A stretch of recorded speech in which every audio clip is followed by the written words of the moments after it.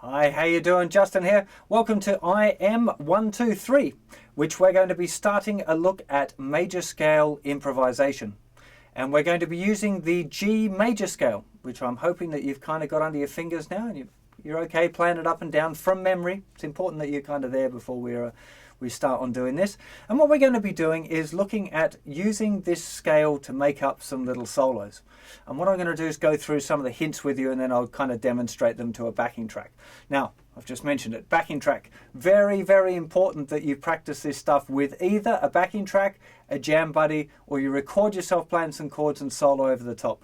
I think really using a backing track's a good idea at this stage. You can, jamming with your mates always a good fun thing, but at this kind of time, I really think it might be better to be on your own, where you're not afraid of making mistakes and you can kind of concentrate and kind of figure out the sounds on your own. So using a backing track's a good idea. There's a free one on the website. If you're already on the website, it'll be kind of just below or just above this video thing. And what I want to do is take you through some tips now. So the first and most important thing when you're improvising with scales in general is that you need to stick to the scale notes. Particularly with this kind of major scale soloing, if you hit any notes that aren't in the major scale, it's very likely they'll sound pretty horrible. Now, occasionally you might find one that kind of sounds cool or be able to sneak one in between two other notes, but as an exercise for now, while you're learning to improvise with the major scale, try and stick only to scale tones. Second hint, you mainly want to stick on the thinnest strings. You can make a great solo using the thick strings, there's no problem with doing that, but just when you're starting out, it's usually easier to use the thin strings because they kind of sound a little bit more like a solo, if that makes sense. Less like a riff and more like a lead. They don't tend to get mixed up in the chords. That's the problem with the low notes. They tend to kind of get a bit muddly with the rhythm guitar or the backing track. So if you stick to the thinner strings, then they kind of seem to set themselves aside a little bit better. So generally, thinner strings. Explore the other one if you like, just to check it out, but mainly you want to be sticking on the thinner strings. Next thing, use the play-rest approach. Now what the play-rest approach is all about is kind of using punctuation when you play, because if somebody's talking to you, if I'm trying to explain this and I didn't stop at all, no little pauses in what I say, no full stops or commas, it'd be really difficult to understand what I was saying. And it's the same with improvising. You want to get in the habit right from the beginning of play a little bit, stop a little bit, play a little bit, stop a little bit. Now the advantage when you're learning, of course, is that it gives you time to think about what you're doing, to have the picture of the scale in your mind and making sure that your fingers are there, and maybe even think about what the notes are that you're going to play before you play them. That's cool. You're learning. That's allowed. Later on, you want it to be all kind of effortless and free and not thinking about it. But right now, if you're learning it, think about the scale, think about the notes that you can play, and use them. What am I going to play? Oh yeah, I might try that. Do it. Oh, didn't sound very good. Maybe I'll try this instead. You've got lots of time then to think about it. There's no rush with the improvising. It's all about being relaxed with it and using the idea of play, rest, etc. gives you that space. Space in the head and space in the music. It's a really, really good idea. Now, kind of leading on from that, the next tip is to stay simple. Don't try and make things too complicated yet. You're just learning. Just be cool with kind of exploring what the different notes of the scale sound like, how they kind of react with the changes. Because if the chords are changing in the backing track, the one note that you're playing will kind of sound different. So just keep things really simple. Don't be in a hurry to try and do anything too flash or too clever. Just look for a nice, really simple little melody. That's kind of the most important thing. And while we're on that, again, another leading straight between these different points is repeating licks. Now, when people are talking, when they start talking about the same thing over and over again, then it seems to help it sink in better. And it's the same when you're improvising. If you kind of have a little idea that you play and then you play the same idea again while the chords keep changing in the background, it sounds strong, sounds good. It's kind of, it adds a new color to what you're doing and reinforces the idea to the listener. So don't be afraid of making up a little lick or a little pattern and then playing it over and over again. Either play it, have a little rest, play it, have a little rest and see what the effect is. Or, sometimes it can sound cool to play a little repeating figure that goes over and over again without stopping while the chords change. That can be a kind of an interesting little thing. Now, I mentioned it earlier on, if you're by yourself, a really, really cool thing that you can do is to explore.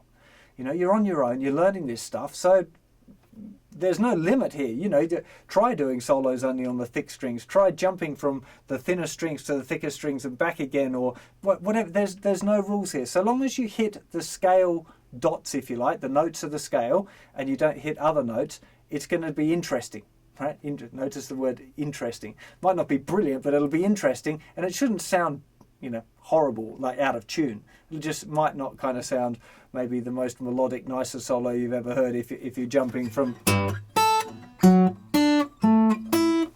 Might sound a little bit funny, but you know, we'll get to that because I'm going to do some little examples in a sec. And the most important thing I've left till last, so it stays in your memory, is to listen.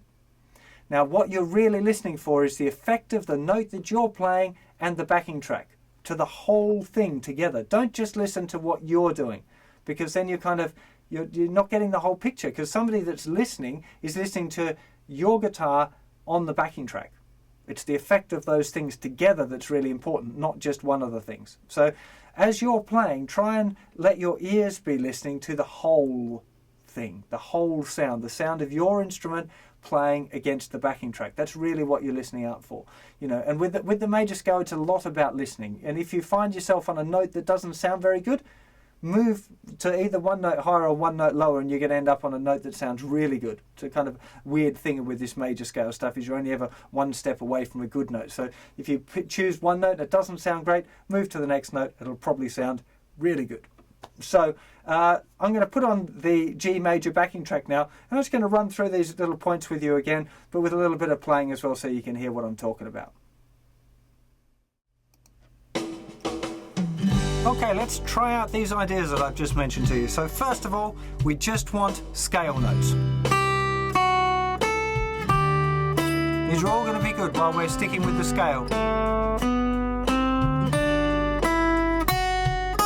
Whoops.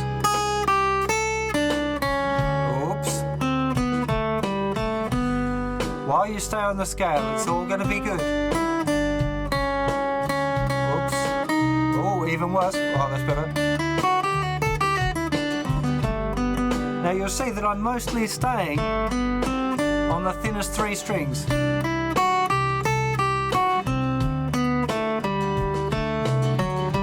Doesn't mean you can't.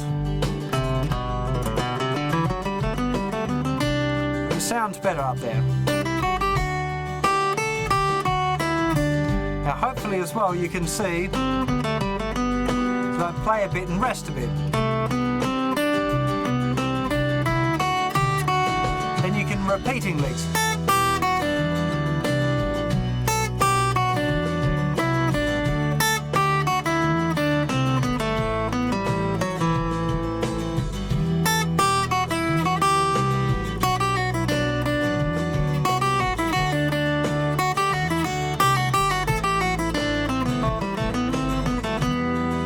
Also explore.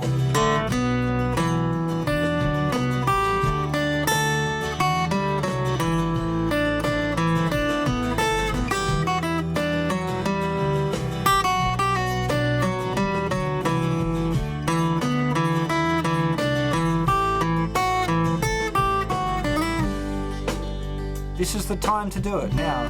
It's just to play around with what you're going to play.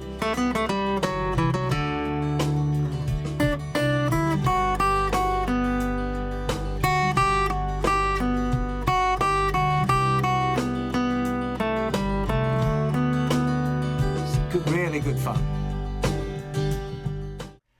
And of course, I probably don't need to remind you, but the big thing that you're going to do while you're doing all these exercises is listen.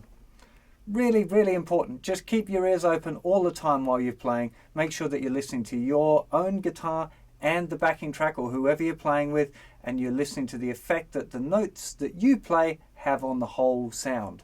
And if you start to play some stuff that doesn't sound very good, don't play it. Play something else and find something that sounds good. Don't be in a hurry to play fast or anything. Just keep it nice and simple. Explore the notes. Don't be expecting to be doing, you know, blindingly great solos straight away, because you've got to let your ears tune up, you know.